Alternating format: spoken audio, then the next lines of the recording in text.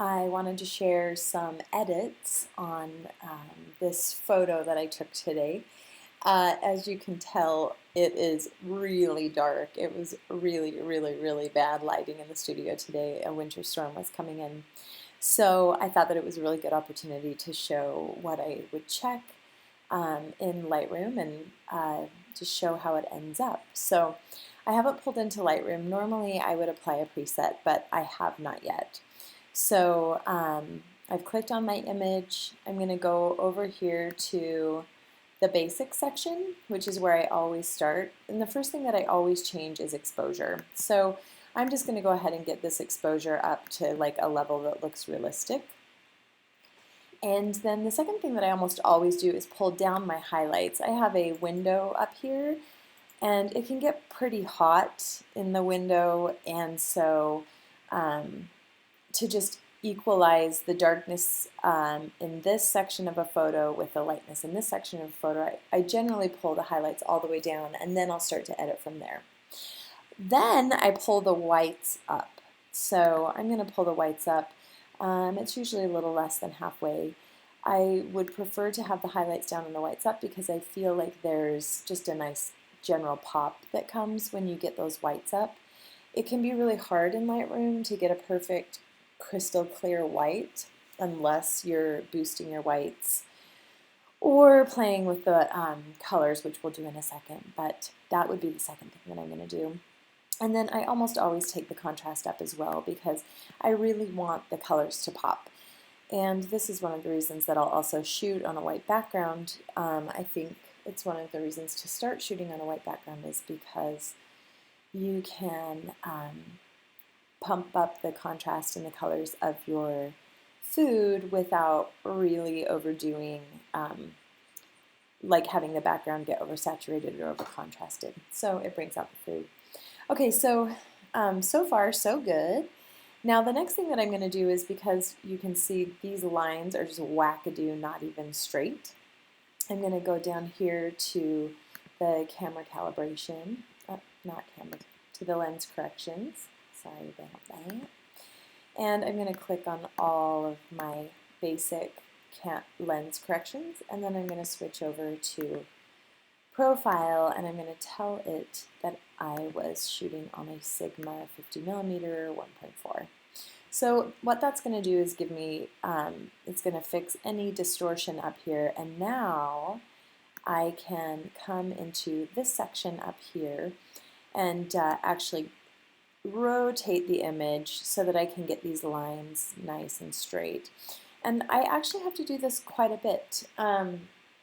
I think that it's really important when you're editing to pay attention to your lines and make sure that your lines are happy and not visually distracting. And so I'll often find a straight line and just double check and make sure that our crop is fine.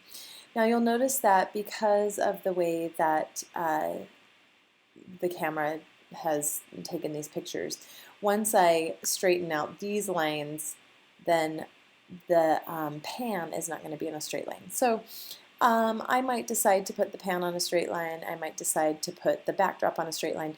One way or the other, it doesn't necessarily matter. Sometimes I'll play around and see which works. But I feel like having those big diagonal lines on the backdrop were just like bonking my head out. So now I'm like, ooh, I don't know if I love that crop. So I'm just going to pull this in nice and tight. I want it to look like it was intentionally framed that way. Make sure that it's centered between each of the crop lines, and then we'll call that done. So now I'm going to head over here, and the next thing that I'll change is clarity. And I usually bump my clarity up between 3 and 6. I try not to go too high. And then we're going to scroll down here to the split toning. And I love pulling these shadows to like a middle deep blue, and then just ever so gently boosting the saturation on the shadows.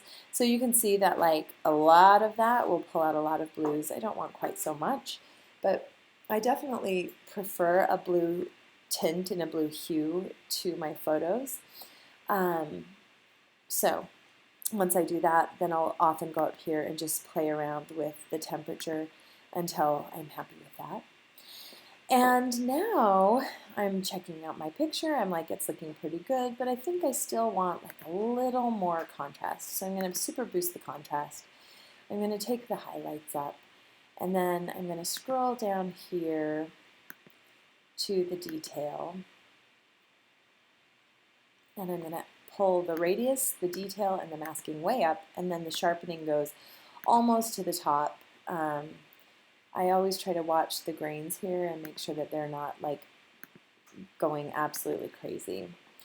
And then something I learned from our group actually is I'll pull the luminance up halfway and then pop all the way down here to the effects. And I'll just slide that dehaze up, which takes any of the haze out of your image and gives it just this really nice kind of contrasty look instead of a hazy look, which for food photography is so great because again it makes your food pop. All right, we're close. Now I like to add a vignette, just a little bit because I tend to shoot with my food in the center, and so having just a little bit of darkness around the edge makes that center a focal point. Now at this point I will pull up my shadows. And this is just kind of the final tinkering to make sure that I have a nice even image that looks visually attractive. I still feel like I can pull my exposure up here, and I have had people tell me that I overexpose. I prefer bright photos. I think that they do much better on Pinterest. And so, yeah, so now just final tweaks to pop in here, make sure that we're happy. I feel like this little pretty picture is looking pretty nice. Last thing I'll do is, again, something I learned in our food photography group. I like to pull the saturation up, yes, but then you take the vibrance down. And what that does is it just gives a little bit of richness to your color. So there we go. Let's go ahead and look at it side by side. You can see that this image, it's slowly pulling up, has come a long way, a really long way. Now that it's finished, I'm going to go ahead, file, export it to the file folder that I am saving it in, and make sure that all of my file settings are good. And that picture is ready for the blog and ready for the book.